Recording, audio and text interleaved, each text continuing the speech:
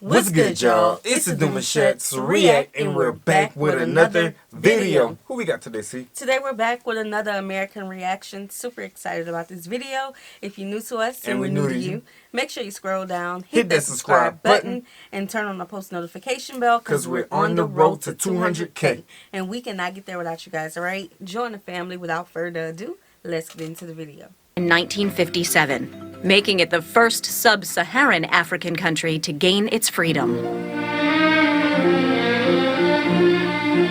Citizens of the new state of Ghana gather for the celebration marking their Day of Freedom from colonialism. What was once the Gold Coast, a British colony, now becomes an independent Commonwealth. Vice President and Mrs. Nixon represent the United States at the three-day festivities. Native dances and games mark an event of historic importance since Ghana becomes the first Negro colony in Africa to gain its freedom. Premier Kwame Nkrumah chats with Representative Adam Clayton Powell of the U.S. as Ghana's new army passes in review before the American-educated Premier and Deputy Secretary Ralph Bunche of the United Nations. After the Nigerians... Okay. So I know that this is an American show. Mm-hmm. And I'm hearing the broadcaster... You know, I don't know if the broadcaster is American too, but he mentioned the word Negro. He called it the Ghanaians. Ghanaian. I don't know why that came out like that. He called them Negroes. Yes. So, has Ghanaians ever called themselves Negroes? Like, before, after, ever? Because that's foreign to me. I'm used to hearing it for our people before, you know, the name changed, but just hearing that was a little bit foreign to me. And at one point they even had another name for that too, kind of similar to the same word, N-word, but it was another name in history for them. But I don't know if that was after this or before, you know, or was it even around like at that time? I don't know. It's just interesting that he just didn't say African country. He said Negro country. This is film, yeah. That's what he said. Yeah. Okay. And the Ethiopians. Ghanaians are the largest group of Africans migrating to the United States in the last 20 years. Seeking better education and employment opportunities, Ghanaians make the United States their new home.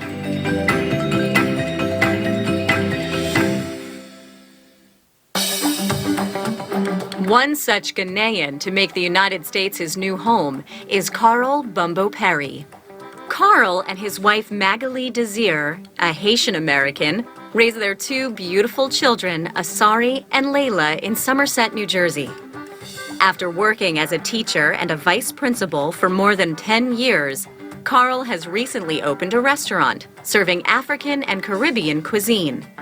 His wife, Magali, has been successfully teaching middle school for 10 years. Nice. The Bumbo Perrys are also lucky to have some of their extended family in the U.S. Carl's mother and sister both happen to live around the block.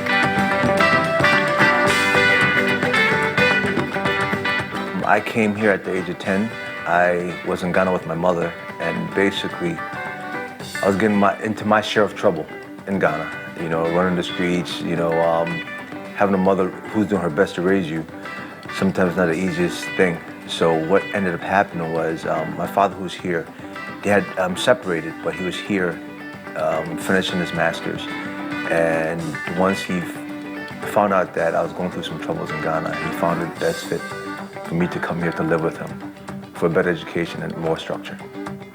My parents are from Haiti. I was born here, and then I went there shortly after to live with my grandmother, just to help out with my mom. She took my sister and I'm a twin. So for a couple of years, and then we came back here. I was a teacher in Plainfield, New Jersey for 11 years. And then to complete my master's in education administration, I then became a vice principal in New Brunswick for about 2 years. After that, I resigned the job and opened my own restaurant, which has been in existence for almost 2 years now. I've been teaching middle school for the past 10 years. I've always known I wanted to work with children.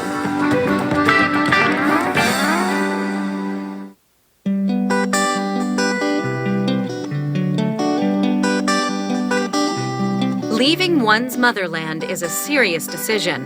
For the Ghanaians who decide to come here, it is a decision that is worth taking. What actually brought them to this country is seeking opportunity. Because America is a land of opportunity. Everybody comes to this country trying to get some. Most Ghanaians, I would like to say, they come here to dream, to hold a dream, and to acquire something for themselves. In Ghana, we don't have the system that we have here in America, so we have to take care of our elderly. So most people come here, they secure a good job, build houses for their family, their parents, so in the future they can go back and take care of them. The American system is transparent, okay? And sometimes if you have a voice and you want people to hear you, once you sound the alarm, they will come to you, irrespective of your social status or standing. They will come to your aid. And whatever educational level you want to attain in this country, it is possible. Facts. So it's a plus. Education is definitely a plus. And when we do come here, we work towards to reach the highest level possible. You know, but the new Ghanaian is now an issue where the new Ghanaian that comes in often gets sucked into the system, and the money is good. So what it is instead of going and working hard and try to get that education, they often go ahead and just find a job to get started, and they get sucked in just working and never attain that education that they actually came here for. So hands in. On 3, we're gonna say go by. Let's speak about that because I remember being young, and of course, I'm not Ghanaian. Okay, so the narrator, she says it's a certain way, but then I hear them say it a certain way, so I'm trying to say it the correct way. Of course, I'm not a Ghanaian, but I remember being young and just seeing people who just worked and that's it. They worked and came home, and I'm like, oh no, baby, I got to follow my dreams. I gotta make it happen, you know. And I remember I would tell people my plan. I said, I'm gonna do this, I'm gonna do this, I'm gonna do this, and then it's gonna happen. They would look at me crazy, like, no, girl, you gotta work. You just gotta work and come home like everybody else. And I'm like, no, that's not the rat race that I want to be a part of. Then they start getting 2 jobs. Yeah, it's that one. 5, ready? 1, 2, 3, go Black 5! Another benefit Carl and Magali experience here in the States is the opportunity to expose their children to a variety of sports activities. Their son, Asari, plays soccer in the local school's league. This is second year. Second year playing. He doesn't quite have it like, you know, like we did back home, but yeah, he's trying. All right. Asari might not be going through a more organic street soccer experience that is common to kids in Ghana, but at the end, it's not about winning or losing, but all about having fun. The atmosphere here and the time you need to, you know, really spend to play with them. You know, at least back home, you guys know everybody picks up a ball, you play with your neighborhood friends, and that's that. But yeah, he's enjoying it, so that's what matters.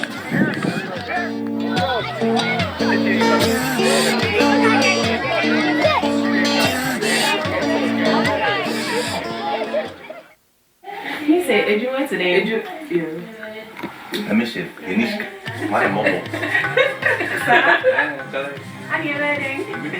There have been a number of challenges for Ghanaians in adapting to their new lives in the States.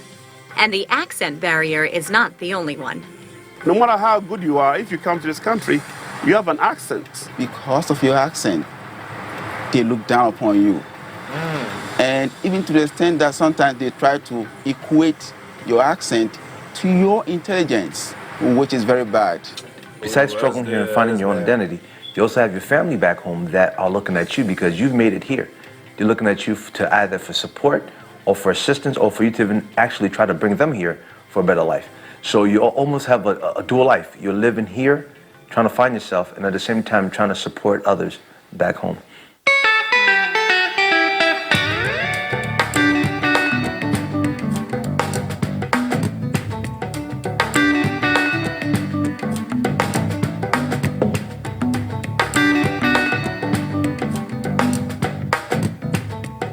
Ghanaians in the United States make sure to uphold the essential elements of their heritage. They like to keep their own unique ways of showing respect. Kids must call every adult in their life. If it's a male, you call them uncle. If it's a female, everybody's an auntie. Every adult that he introduced me to was either auntie or uncle, and it wasn't necessarily through blood. And it took me a while to kind of to learn that, because you kind of, out of respect, I guess, have to address them as auntie or uncle because they're, older. The community based. The proper use of Yeah, hands that is conversation. another fundamental Ghanaian way of showing respect. In our culture, everything is done with the right hand. You cannot hand or even shake a hand with a left hand. Let's say an adult asks for a glass of water and you serve the person with your left hand. Go, mommy, here with my left hand. That person needs to get a spanking on the left hand because it's quite disrespectful. You never do anything with your left hand. One of the ways to keep one's culture is to stay connected. The Bumbo Parrys do exactly that. They keep connected with their extended family on a regular basis and host them in their lovely home. Here, Carl's niece Tiffany talks to her grandmother and others about her recent visit to Ghana. I love how this video was showing how they are true to their culture. You know what I'm saying? Though they're not in Ghana anymore, they're in America and they're living their life like they're living. Because it just forced them to be better. It forced them to continue to pass that down because they have children at that. You know what I'm saying? Yeah, it could be difficult because I was watching a young gentleman. He, like his style of playing soccer, like his father said, is different whenever he's in Ghana because it's more like a street style compared to how they do it here. So all of that is, it plays on the development on being who they need to be, but yet still keeping their culture rich at the same time. Yeah, I like that as well because I couldn't imagine, going to another country and just having to strip all of who I am and what I've known to fit into a mold of a new country. Although, coming to a new country and respecting the country and the opportunities there, that is good, but just, how they take off their shoes when they enter the greetings are homes, still there. the greetings, just the family-based feel. That is important to keep intact. 100%. And you got family, surrounded by family too. So. Yeah. Your holidays in Ghana. My holidays in Ghana was very fascinating. I liked the music, the culture of everything, like the food, the entertainment, outside, what was happening, the beaches, the hotels, everything. The last day that you were leaving Ghana, you wept bitterly. No, because one thing I missed, when I left, the reason why I was crying is because, the freedom, because, and the people and everything, it's not the same when you come to America because you're, more free. You can do whatever you feel like. You have more people to communicate, while, when you come to America, you're, in a box, trapped in a box. The only place you can go is, a store, and that's it.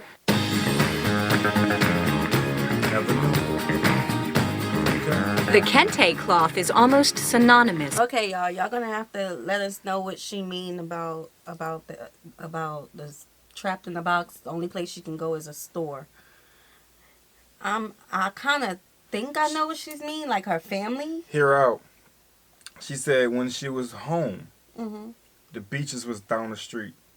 If I'm hearing her out, the beaches was down the street. The city, the freedom to just be where you need to be in the blink of an eye almost, if I can kind of piece that together. And now the city style life here is like you going to the store at home, basically. And I kind of think that's just how the reality of it is. Most times people just do that. They handle business that way.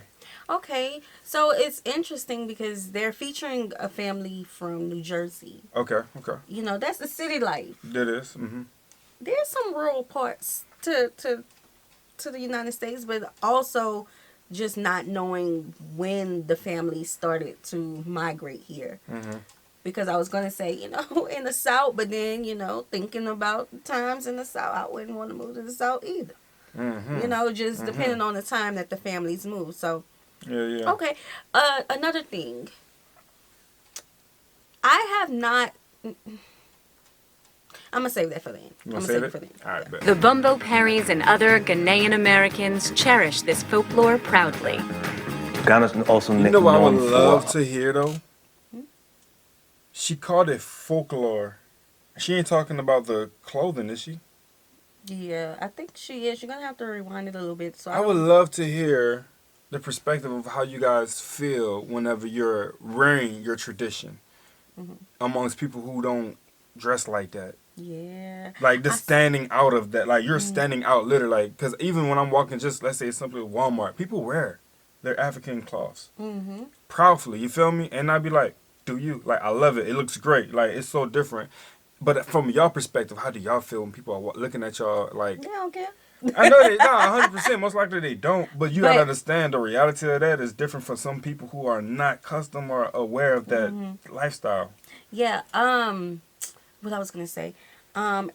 It's a good question to ask people like from their first time experiences coming to the United States or anywhere. If you went to another country, let us know how you felt about that. Because obviously we hear from the teenager of certain things that she feel about it.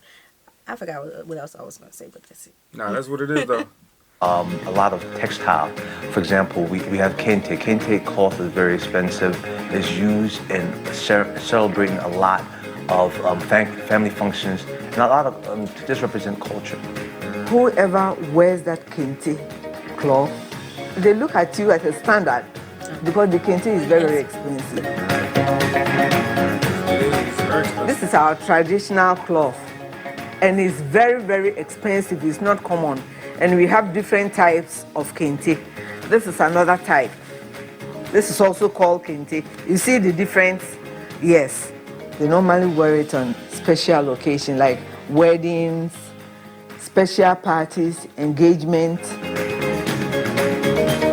Okay, I know what I was going to say. I was going to say that I ran across a video, or maybe it was a video y'all sent in. I believe it was a video y'all sent in, but the video was like an hour long. There's no way we could sit here for an hour. Yeah, y'all be sending them in like that and react to it. But and it was of something about they were holding some type of parade in Philadelphia, and they had it looked like just like in Ghana, like they were holding the I want to say a chief. I'm not really sure what to call him the correct term, but they were holding him on the little just outside, like in front, like almost like whole parade, floating him around. Yeah. So it was really beautiful to see all of the cloths and kente cloths and just the attire in America. You know, we've seen another video where I believe it was the Nigerians when we were talking about how they are one of the top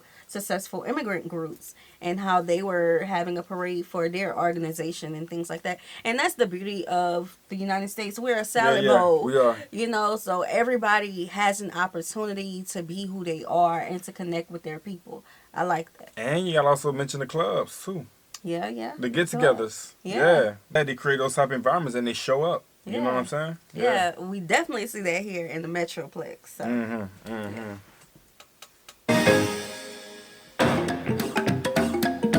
Ghanaians' enthusiasm for the kente cloth reverberates in the Newark Museum, where a variety of Ghanaian artwork is on display. In this artwork titled Many Come Back by the Ghanaian artist Elinatsui, hundreds of aluminum seals from discarded liquor bottle tops are stitched together with copper wire, creating a kente-like pattern. For the artist Elinatsui, the bottle tops recall Africa's long history of contact with the Western world, since alcoholic drinks were first introduced as trade items to the continent. The transformation of these discarded bottle tops references this legacy and comments upon the present-day culture of consumerism. But the key part of the exhibit is the glass beads of Ghana. Primarily popular in the southern part of Ghana, this traditional craft is making its way to the States. The exhibition showcases the creation and use of glass beads, which is a really unique technique, unique to southern Ghana, and looks at not only the history and how it's made, but also how artists continue to adapt these forms today.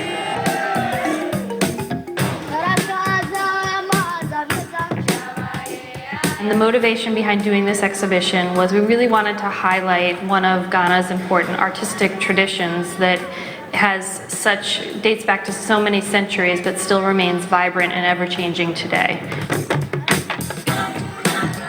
The The technique in making glass beads is actually they're made from recycled glass. So glass that is imported in the form of glass windows, other glass material is pounded down to fine granules and then formed in a kiln in molds to create these powdered glass, fused glass beads.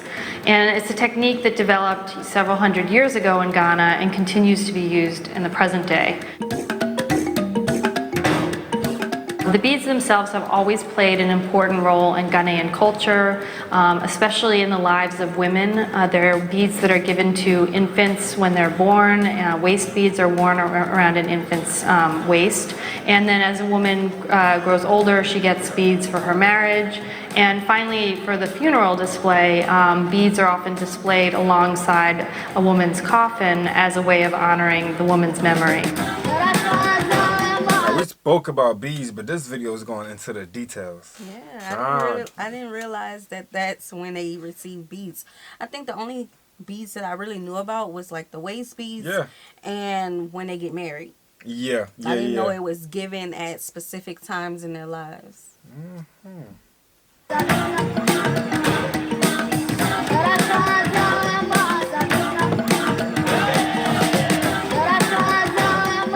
There is a much wider range of art forms that can represent Ghanaian culture and African culture in general. And that's why we like to showcase not only the masks in our collection, but also glass beads from Ghana, wonderful examples of textiles, and also the contemporary arts.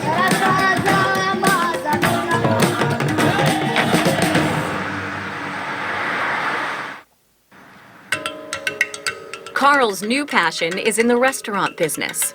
He operates a Sari's Den in Somerset, New Jersey, where he serves West African and Caribbean cuisine. It's an ideal place to taste some Ghanaian dishes. I always like seeing people come together, in a very congenial atmosphere where, you're sitting around relaxing, getting to know each other. Fufu is a well-known dish celebrated by many African nations, and Ghanaians are definitely no exception. Main food is ampesi or fufu.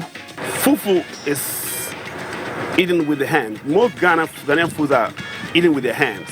Fufu is made from plantain, or they'll say plantano. But they've modernized it because you can't pound fufu when you come to the United States. In Africa, they have a very big mortar and a stick that they do pound it, but they've turned it into a powder form.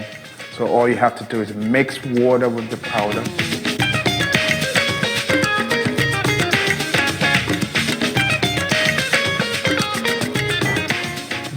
This is fufu and light soup.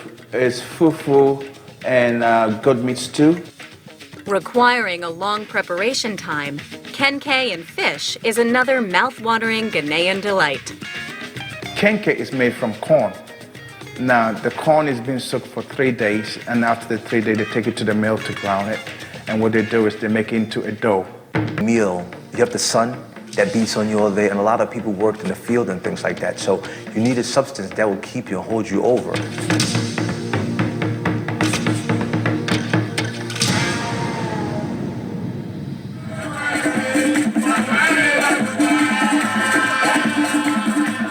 Once a year, most Ghanaians get together to celebrate their new home.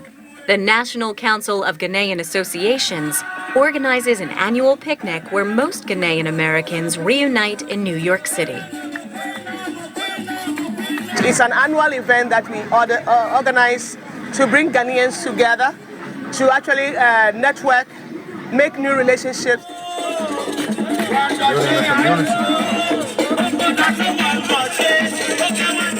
And as you can see, there are thousands of Ghanaians here making merry. But the important, essential aspect is that they are bonding. They are coming together.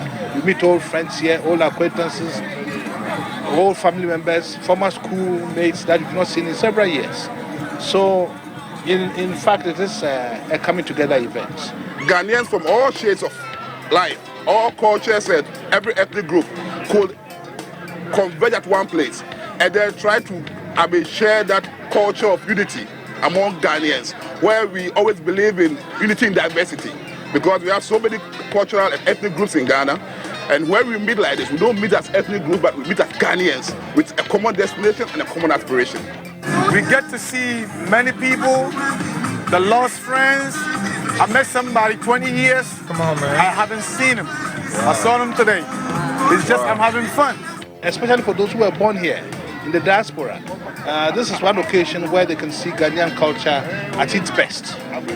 As you will see, a lot of young people here looking very westernized. They see, you know, the merging of the two cultures. And it lets them know, yes, it is okay to embrace both aspects of your heritage. It's okay to be Ghanaian and it's okay to be American.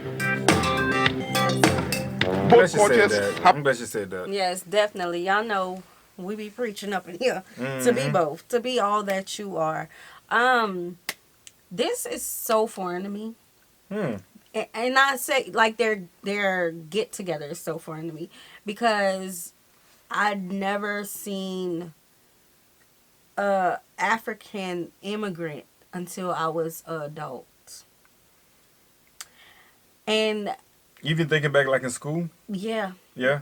Didn't have no African one girl, but she was in the grade underneath me. Oh, okay. Because, you know, I finished school in like a rural part of Louisiana. Yeah.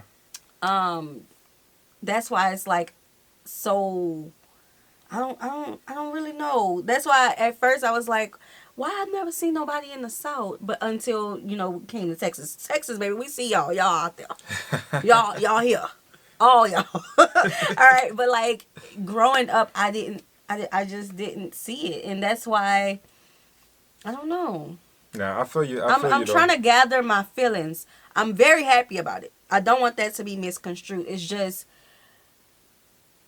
I never stumbled across like a festival or a gathering like this until I got older too. You know what I'm saying? But even to today, it's like festivals and stuff. Like if you don't have the information on it, then you won't know what's going on. Right. You know what I'm saying? But also, our state, we're very big on our culture and heritage. Black American, Cajun, Creole, very big in those areas. You know, so maybe that's why.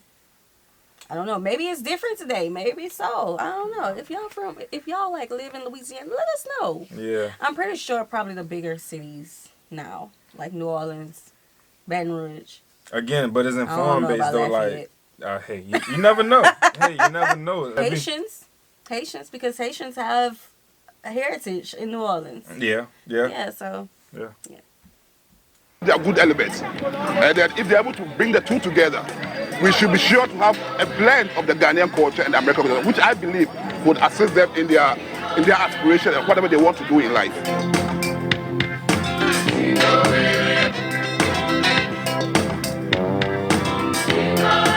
The future of Ghanaian community, I think, is very bright because we have up-and-coming Ghanaians who are actually social-oriented, who really want to get involved. As the Ghanaian Americans establish their new roots here in the States, they recharge themselves in gatherings like this one and turn their hearts and minds toward the future with hope.